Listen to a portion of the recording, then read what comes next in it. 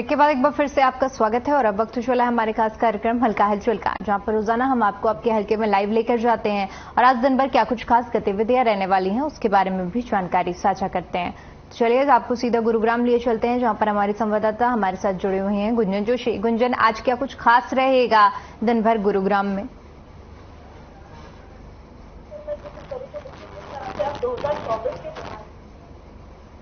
वाले हैं। ऐसे में देखिए, अगर मैं भारतीय जनता पार्टी का जिक्र करूं तो जहां एक तरफ सभी पार्टियां विधानसभा चुनाव को लेकर तैयारियां कर रही हैं, तो वहीं भारतीय जनता पार्टी के जो बड़े नेता हैं वो सभी अब लोकसभा चुनाव की तैयारियों में जुट चुके हैं। क्योंकि देखिए, विधानसभा चुनाव की जो तैयारी है वो क्षेत्रीय स्तर पर की जा रही है, लेकिन अब लोकसभा चुनाव की तैयारियों को लेकर बीजेपी जो है वो लगातार बीजेपी ने अपनी कमर कस ली है और बीजेपी के जो बड़े नेता है, जो बीजेपी के प्रदेश अध्यक्ष है, वो लगातार बैठकें कर रहे हैं और साथ ही साथ अपने कार्यकर्ताओं में जोश भरने का भी काम कर रहे हैं। इसी कड़ी में देखिए, बीते दिन भी गुरुग्राम प्रदेश अध्यक्ष ओम प्रकाश धनखड़ की एक बैठक हुई। इस बैठक में उन्होंने तमाम कार्यकर्ताओं को संबोधित किया। बीजेपी के कई बड़े नेता गुरुग्राम में कल पहुंचे और ये देर रात तक ये बैठक चली और इस बैठक में देखिए लगातार, क्योंकि जिस तरह से जब चुनाव आने वाले हैं और 2014 से लेकर 2019 तक जिस तरह से बीजेपी की जीत रही है, उस जीत को बरकरार रखने के लिए इस बार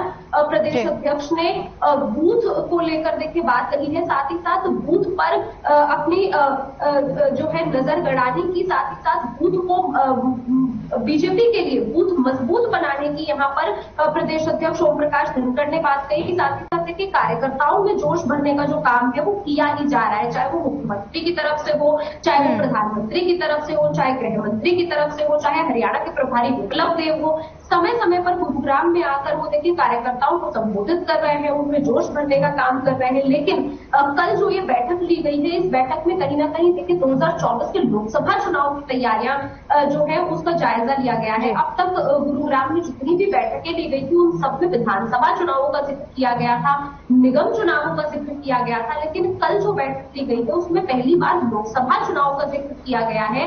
लोकसभा चुनाव की मजबूती पर हरियाणा में और खासकर गुरुग्राम में ध्यान दिया गया है, तो इसे लेकर कहीं ना कहीं देखिए एक बड़ी बात ही कही जा सकती है। क्योंकि अब जिस तरह से बीजेपी लोकसभा चुनाव को लेकर अपनी कमर कस रही है, उसे देखते हुए, क्योंकि देखिए तमाम पार्टियां, अगर मैं कांग्रेस का भी जिक्र करूं तो यहाँ लगातार दीपेंद्र हुड्डा भी गुरुग्राम की जनता को लेकर लगातार कांग्रेस से जोड़ने का काम कर रहे हैं। साथ ही साथ जिस तरह के हालात साइबर सिटी में देखे जा रहे हैं, लोग निगम के प्रति जो लोगों की जो गुस्सा है लोगों का वो देखा जा रहा है। साथ ही साथ जिस तरह की अव्यवस्थाएं यहाँ सामने निकल कर आ रही है, उसे लेकर जो ये बैठक की गई है बीजेपी की तरफ से और साथ ही साथ कांग्रेस में अगर मैं कहूँ दीपेंद्र हुड्डा की तरफ से भी लगातार ऐसी बयानबाजियां की जा रही हैं, चाहे मुख्यमंत्री के लिए हो, चाहे वो देखिए ऐसी अव्यवस्थाओं के चलते। तो इसे लेकर देखिए तमाम जो तरह के जो प्रयास है वो बीजेपी की तरफ से किए जा रहे हैं। और साथ ही साथ इस बार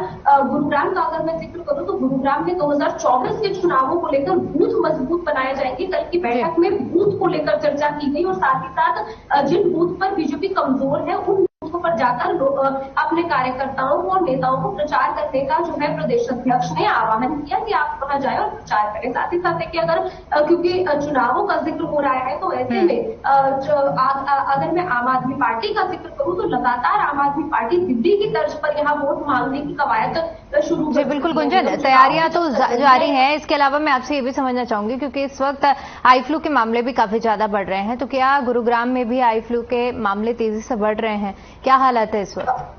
जी बिल्कुल, देखिए दीपिका, क्योंकि देखिए आई फ्लू का अगर मैं जिक्र करूं तो जिस तरह से ये बदलता मौसम है और बदलते मौसम में देखिए डेंगू मलेरिया जैसी बीमारियां फैलती है, तो वहीं अब आई फ्लू जैसी जो बीमारी है वो फैलने लगी है। हालांकि देखिए गुरुग्राम का अगर मैं जिक्र करूं तो क्योंकि देखिए आई फ्लू एक ऐसी बीमारी है जिसे लेकर कोई भी सुरक्षा इंतजाम पहले से नहीं किए जा सकते। ये एक संक्रमण है जिसे रोका जा सकता है, प्रयास किए जा सकते हैं। हालांकि देखिए जिस तरह से एडवाइजरी का अगर मैं जिक्र करूं तो जिस तरह से डेंगू और मलेरिया की एडवाइजरी जारी की जा रही है उसके बारे में लोगों को अवगत कराया जा रहा है। कहीं ना कहीं गुरुग्राम स्वास्थ्य विभाग आई फ्लू जैसी समस्या को लेकर कहीं ना कहीं सतर्कता लापरवाही बरतता यहाँ पर नजर आता है। हालांकि देखिए अगर गुरुग्राम के केसेस का मैं जिक्र करूं तो पिछले 3 महीने में जो है 150 से ज्यादा केसेस साइबर सिटी में आई फ्लू के आए हैं। हालांकि देखिए जब डॉक्टर्स से आई फ्लू के बारे में बात की जाती है तो उनका यही कहना है कि आई फ्लू एक नॉर्मल बीमारी है, वो 5 से 6 दिन के लिए रहता है, इससे ज्यादा समय के लिए आई फ्लू नहीं रहता, इसीलिए